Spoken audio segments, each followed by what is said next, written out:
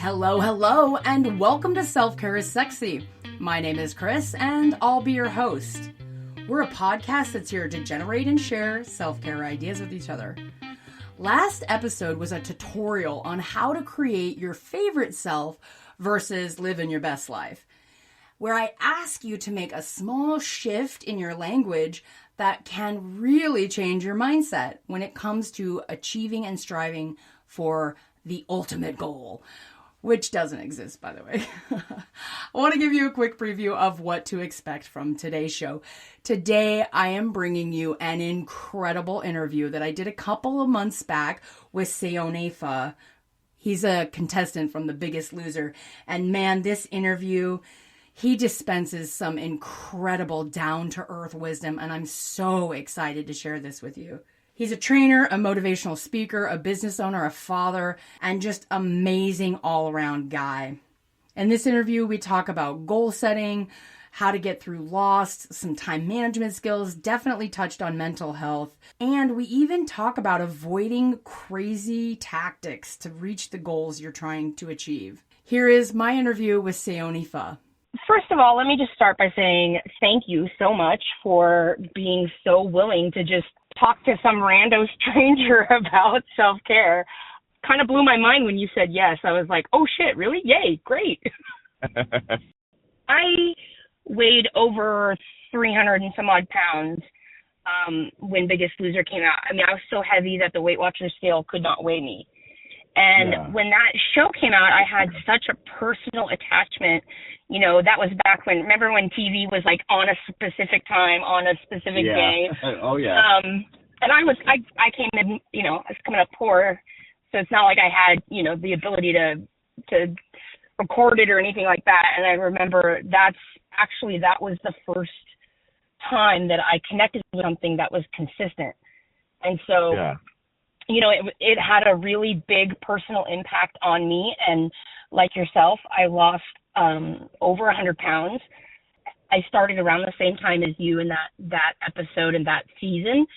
And then having the same exact experience you are. I weighed in recently and I was like, oh God, I'm closer to my starting weight than I am to my goal weight. So, you know, so I just wanted you to know that it wasn't just like some random, you know, person reaching out to you. Like, I really did connect with you specifically and wanted you specifically to come on. And the reason I reached out to you wasn't just because of your past fame on Biggest Loser and what I've seen from what you put on social media is that you're really vulnerable and honest. And that's kind of why I was like, I want this dude to talk about stuff.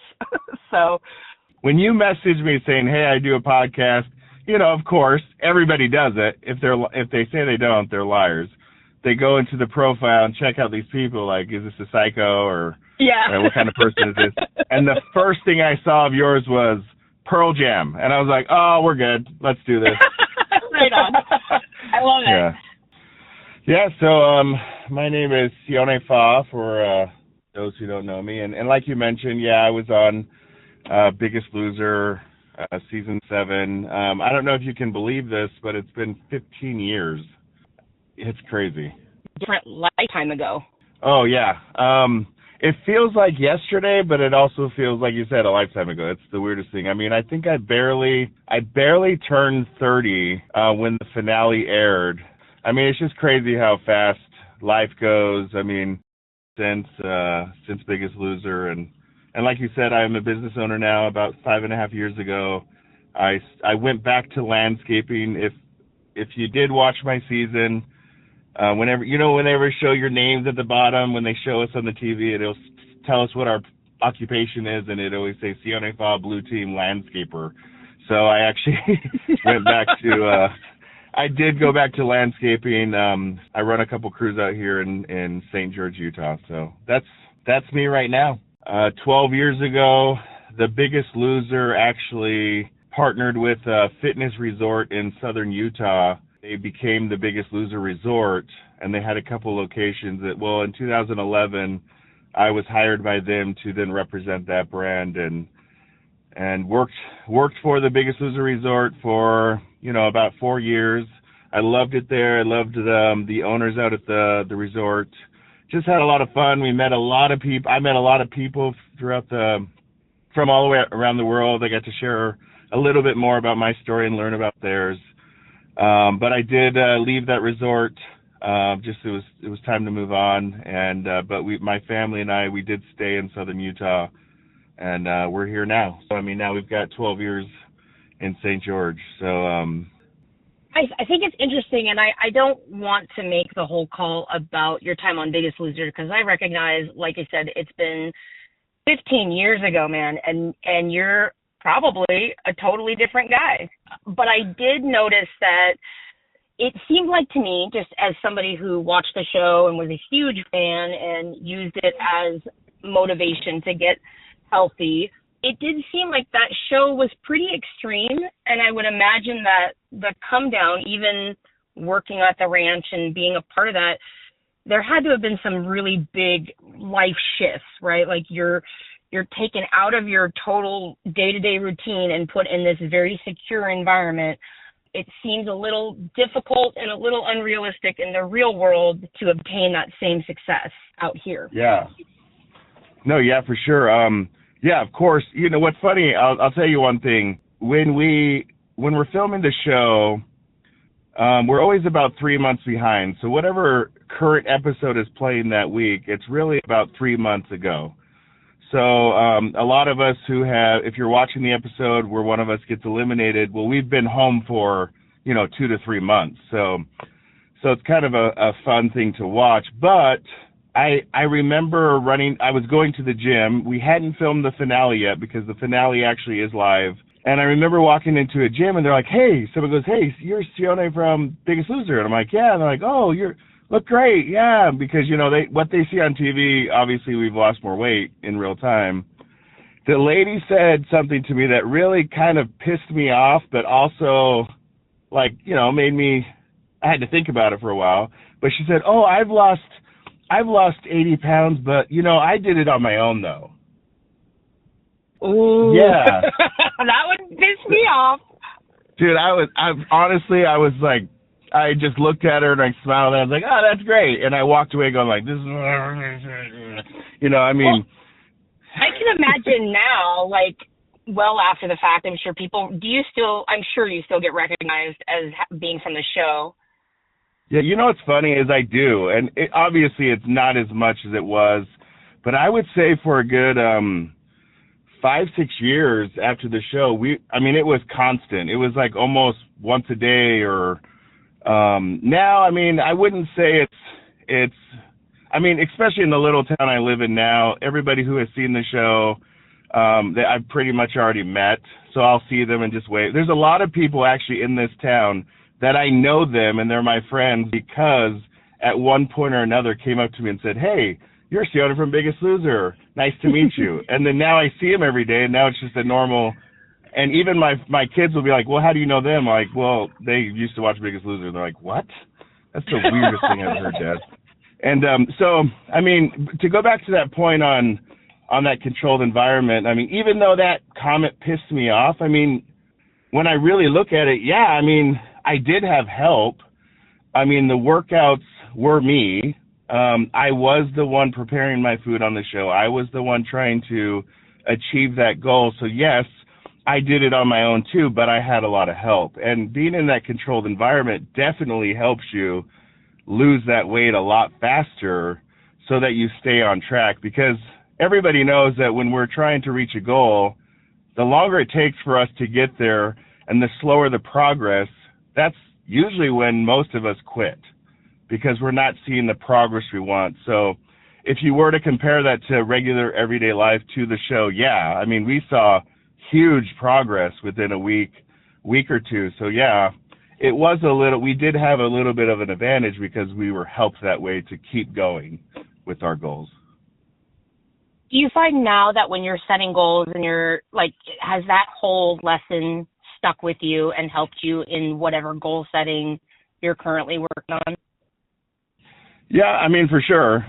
Definitely when you reach a goal, you get a sense of pride, so that when you create another goal to try to reach, you have that confidence that you have what it takes to get there. So yeah, but at the same time, I think for me personally, I've set out to do a lot of things in my life, especially since Biggest Loser, and I've been able to achieve it, like running a marathon. I would have never, ever in a million years thought to even attempt a marathon, and I've done 3 of them. I've done about 6 half marathons. I've done several sprint triathlons. I've done Olympic triathlons. And, talking about the physical goals and everything, those are things that, like, helped me mentally gain the confidence I need to then set other goals and know that I can achieve them. But I'll tell you one thing. Since I have lost a considerable amount of weight in the past, especially on the show, when I find myself, and we can talk about this in a little bit, but, when that weight gain comes back and you're like, okay, I really need to get back on track, let me set this goal again of losing weight. I'm going to be honest, it sucks. Like, it sucks to go, oh, shoot, I got to do this again? Like, I just did this, and it kind of tends to overwhelm you, like, oh, I lost 150 pounds on the show. Oh, I'm up 80 pounds again. I can do this. And then, 10 pounds in, you're like, no, this sucks. Like, this is horrible.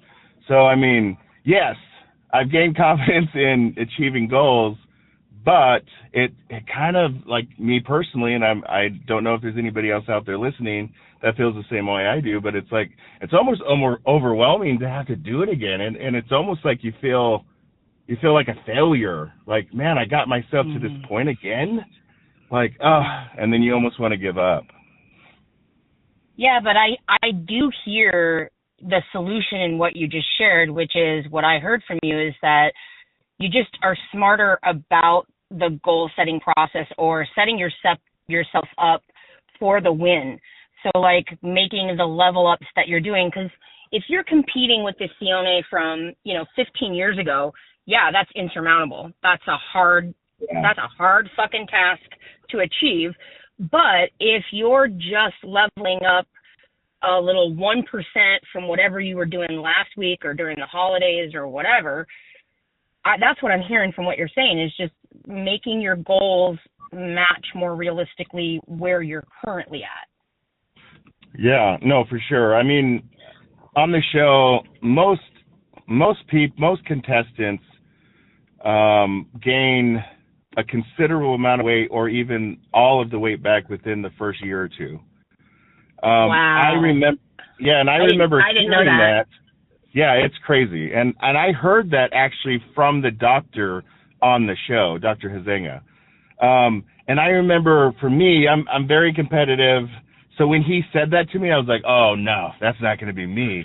and I did that. I actually kept off all my weight. I'd gain 20 pounds here and there and then lose it again, 10 pounds up, lose it again, So for the most part, in that first 6 years, I maintained my weight and I kept it off. And yes, I was more involved in that health industry because I had, for that amount of time I was traveling and doing speaking events, and I was also, I opened up a gym at that time. I had worked for the fitness resort here in St. George, Utah, and yeah, of course those things kept me on track as well. But yeah, I remember thinking, oh man, I made it past those 2 years. I'm good. Like, I've got this down. Like, and it helped me, but life happened around that same year, that 6th year I told you about. My father passed away, who I was really close to. I left the resort to seek another opportunity. I stopped traveling so much. I closed my gym down. There's a lot of things that happen within a short amount of time, and I felt myself distracted. Yeah. And I felt myself kind of trying to find myself again, like, whoa, like, who am I? Like, what am I doing? And what's the next step? So I did put some weight back on, and that's kind of been where, my journey, I guess you could say it. I for some reason I hate that word. I've never liked saying my, yeah, but I obviously I just said it, so whatever. Well, I am with you. I really, even being a part of like the sort of self-help genre, there's a lot of jargon that just grinds my nerves. So, Yeah. but here we are now in your experience. How about that? We'll use experience. Yeah. So here you are now, you own a business, you've got 3 kids, and from the socials, you guys look way active. Like it's, I'm sure, football, soccer, everything, every weekend, all the time. Yeah. You are still, figuring out the weight loss. How in all of that are you able to take time for any kind of self-care or making yourself a priority in all this? Yeah, I mean, I think a lot of people can relate in this. Of course, if you own a business, or even if you just work full time for somebody else and you've got extracurricular activities with your kids, yes, I have a son that's involved in football, right now basketball, and his main sport is soccer. I also have a younger boy in soccer. My older daughter, she's going to graduate this year. There's a lot of things going on, and it's easy to say, well, I'm just too busy. I don't have time. Like, what's funny, I'm going to backtrack here a little bit, but what's funny is I've rewatched some of my episodes of my season before. Not that I sit there and like just watch myself and go, look at that guy. That guy's awesome. I want to be his friend. I don't do that, but I'll like replay an episode for my kids, because my kids are older now. I only had 2 kids when I did the show, and they were like 2 and 3, so, right. Or no, actually they were like 1 and 2. And, so they don't remember any of it, so I'll show them. Anyways, there's one thing, it's weird that when you watch something that you said, and then it motivates you, and you go, oh yeah, that's a good point. Whoa. And it's funny because it's happened a few times to me, and I'm like, what the hell is happening? Like, this is so weird. That's me, and I'm saying something on TV that it's almost shockingly new to me. I'm like, whoa, wow, that guy's awesome. And so I guess my point was, on the show, I was asked, I said in one of the weigh-ins that I'm the guy who said there's no time, that, poor me, there's no time for me to get anything done, but I'm able to get in 2-3 hours of TV every night, but I'm that guy who doesn't have time. So I remember I've fallen back into a little bit of that habit again, and I watched that episode and I went, holy crap, like, I'm so wise. But at the same time realized, man, I've fallen back into those bad habits and those bad excuses. So yeah, to answer your question again, of course, I always take 4 stories to get there, but to answer your question, yeah, like, I could say, I think with our busy lifestyle, I mean, you just have to make the time. And actually, it's embarrassing, but like you said, I am vulnerable, and I'll admit to my faults, and if it helps somebody, great. And if it makes you look down on me, I don't care. Right. But in March of last year, I found myself weighing in at the same weight as my starting weight on the show. And it was a bad day. I mean, I hated it. I mean, of course I said, hey, well, but I look better than I did day 1 of filming. Whatever. Let's be honest. I got back up to that, and it was a bad day. So I started to like say, hey, to myself, like talking about goals, say, hey, I want to lose the weight again, but I don't want to lose it again in such a short amount of time, because obviously something didn't click right. So I've worked a lot on my mental health as well on this last weight loss journey, I guess you want to say. Once again, I'm using that word again. I hate it. But some people out there love it, so it's for you guys. So as of March, I've made those small changes, making time for the gym. Yeah, there's been days where I don't want to wake up and go to the gym, and there's days I don't wake up and go to the gym, but then there's days that I push myself and go to the gym, and then it helps me eat better. So I have been able to lose 50 pounds of that since March just by making smaller changes, and I feel better, So obviously I'm not where I want to be, but I'm on the right track. What I hear you saying is that the gym is a big form of self-care. And Oh, yeah. if your habits, like if your lifestyle and your habits, like I'm going to speak for both of us because I'm in the same boat as you are in a lot of respects. It's actually uncanny how much we have in common. Just saying. Yeah. But I feel like if one thing is going to create a better habit, like if just going to the gym is going to motivate you to eat better, that one thing then becomes the aim or the goal. And what I hear you saying is this is your self-care, and that you recognize your, default setting is to default back to your lifestyle prior to the show, prior to all that wisdom that came pouring out of you, and that's normal and natural too. Like, we have been fat longer than we have been fit. We have been, in our default setting of grind, rise and grind and just sleep is for the weak and just keep going. You and I came from that, like, pull yourself up from the bootstraps era where it was just like, you just get the job done. You just keep going. Who cares how it's deteriorating your health or your mental health or anything else? And that's specifically why I wanted to interview you, because I feel like you were at this incredible intersection where you do have all of that incredible wisdom from what you went through, being famous and being on the show and losing, a large amount of weight, your brother, your dad passing. I mean, Jesus Christ. Like, you have been through a lot. And I feel like you're at this perfect intersection where maybe this podcast is for future you to look back on and listen to and say, like, oh, yeah, that's what I did. That's what I do. So I'm going to ask this for you in the future and for the listeners of this show, and even for myself, selfishly.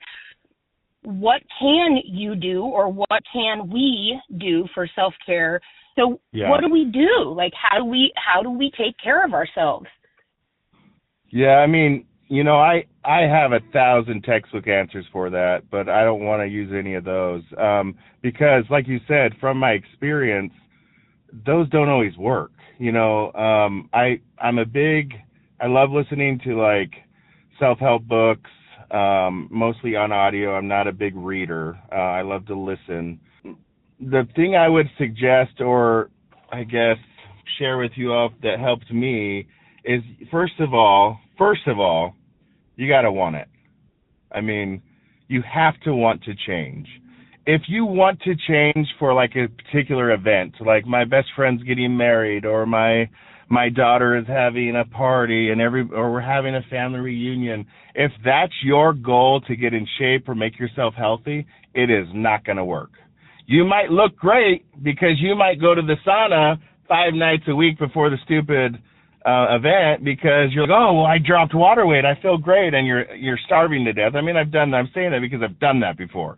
It's crazy how we think too much in that short term, but we think it's going to maintain some sort of long-term change, and it's not going to. So first of all, you got to want it. You got to want to make those healthy habits, and you got to be patient. I've always done things in the past where it's been, okay, I need to lose 30 pounds before March. I need to lose 50 pounds before this. And sometimes I do it, sometimes I don't. But what I've noticed is if I'm always trying to just get it done super fast and get those results fast, because, we all want everything fast, it's never going to work out in the long term. So this year, like I had mentioned before, I started in March, it's just been little changes. It's been, okay, I'm going to make sure I get to the gym every day, creating that habit. And then for me going to the gym actually puts me in a good mindset to eat better, because I feel like, well, if I'm going to wake up to go to the gym, I better keep this going. Like I said, I don't have all the answers, and I have the textbook answers, but I don't want to use it because it's people listening out there are just going to go, oh my gosh, this guy's going to say the same thing that thousands of other people say. It is a struggle. And there might be people out there listening who have been somewhat fit their entire life, and it's been something super easy for them to maintain that routine, and good for them. But they might be struggling with something else in their life that they can apply these same principles. Like, we have to be patient. We have to want the change. We have to like you said, the 1% every single day, to get us to where we want to go. But I truly, honestly believe that there is no end to this, but we can get better each day and get closer to where we want to be and feel the way we want to feel for the long term. I love it. What's the 1% level up that you're going to do for yourself today? So I did go to the gym this morning. It's hard to wake up because your bed is so warm and you don't want to get up. I did go to the gym today, and I'm going to be honest, something did motivate me because I knew I was going to talk to you. So I knew you might ask this question. So I will, like I said, I'll be honest. Half of it was like, okay, she's going to ask me, so I got to go. But the other half was like, hey, but I also want this too. So get your butt up and get going. So I did go to the gym today. The other part of that to me is mentally being healthy as well. And that's what I've really been working on this last year, is just, trying to get the stress out of my life, trying to get my thoughts in order. And by having a plan for each day of what I want to accomplish, whether that's physical, whether that's professional, or whether that's financial or whatever, as long as there's a plan, then there's less chaos in my life. And that's what I've been trying to do. And that's what I've done today, is create the plan in the morning of what I'm trying to accomplish that day. I love it. You know what, man? I know it might seem like, you might feel like you've been struggling, but just from this talk, just from talking with you today, I can tell you are in a much fuller headspace. Like you aren't starting from zero, right? You didn't start from zero in March. You brought all of that experience with you. And the fact that you recognize the mental health piece to all this, I think that's the key difference. Because to me, having, just watched from the outside and very ancillarily seen your story, not knowing you personally, man, I'm blown away at how the fullness of your approach with being healthy and keeping your life balanced. I don't think a lot of health, trainers and people in the fitness industry have the holistic point of view or approach. And I see that in what you're sharing with us today. And I really appreciate it. To be vulnerable and to share, like, I remember I saw a video a while back on Insta where you had shared, you're like, I'm doing the video of me going to the gym because I said I would. Like, you're like reluctantly doing it. And I was like, oh my God, I connect with that so hard. Like, I said I'd go on a walk, and I'm going on my little mental health walk, like just begrudgingly doing what's right. Love that. No, and I appreciate that. Here's the thing, like, I love meeting people. I love talking to people. My wife makes fun of me because I'll, like, talk to somebody at a sporting event or some thing for school for my kids or whatever. And then when I'm done talking to them, my wife will say, oh, how do you know them? I'm like, I don't. I just met them. And she'll always go like, what the heck? What? You're like the weirdest. Yeah, she's always like, you take forever to, like, go somewhere because you got to talk to everybody. And I'm like, well, whatever. So I've always loved that. But with that, I don't like to be fake. I don't want to like make things appear as if I'm better than I really am, because I know there's so many people going through the same thing. And I know there's so many people who we meet in a day who are just putting on the face to try to get through the day, when really what needs to happen is we need to be here to help each other. And when you put on that face of everything's fine, but inside everything's falling apart, that's when the real problem begins, because then you're trying to hold on to everything yourself and you're trying so hard just to make it look like you've got everything together when you're really destroying everything you're ever trying to work for. So I think by being a little vulnerable and just saying how it is, it's like we're going to be able to help more people break that shell and go, listen, I don't have to be perfect today. I might be in a bad mood today. Now, obviously, if you're in a bad mood that day, try not to interact with so many people. Like, nobody wants to talk to you. But it's okay. It's okay to be in that bad mood. It's okay to say no to people. It's okay to be like, hey, listen, I'm just not feeling it right now.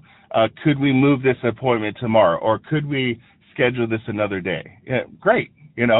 When we learn to do that stuff for ourselves, I think that's when we are able to let go of a lot of that crap that we're holding on to, and then be able to focus on what we really want to accomplish in life. Because, we're all individual. We talk about this as a society all the time, that there's no one else like you in this world.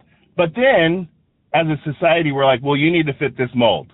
It's so confusing sometimes just to be a person, because you're like, what am I supposed to do then? Like, when really we need to just, let's wake up, take a few deep breaths, go to the gym, whatever works for you, sit in the dark for a few minutes just to think or meditate, and then decide what you want to be or who you want to be that day, and hopefully you choose the real you,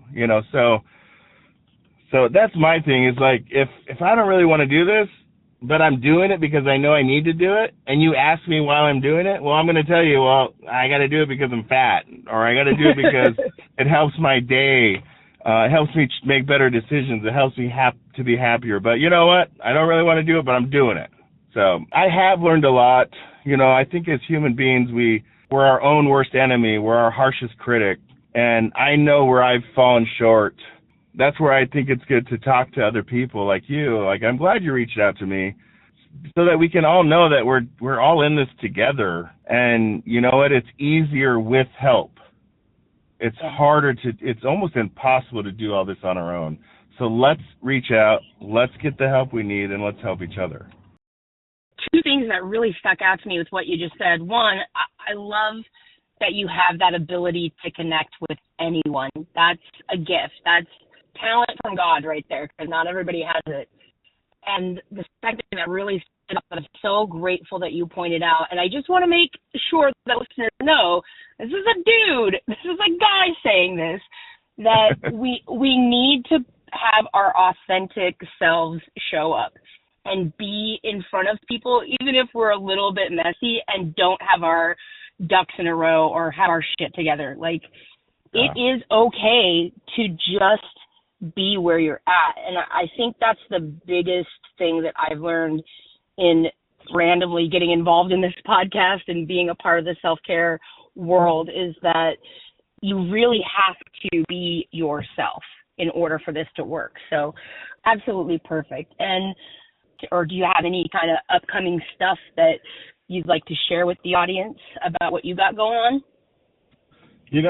I haven't told this to a lot of people. It's been more of a personal thing that I've been thinking about, and I am in the very, very beginning stages of just writing my thoughts down on paper and, writing a book of just kind of the things I've gone through, my experiences.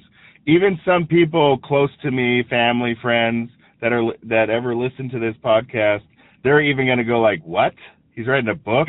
So it's very, very beginning stages. But the best way, obviously I'm not touring the country and, going to be at a city near you. I'm not doing any of that kind of stuff.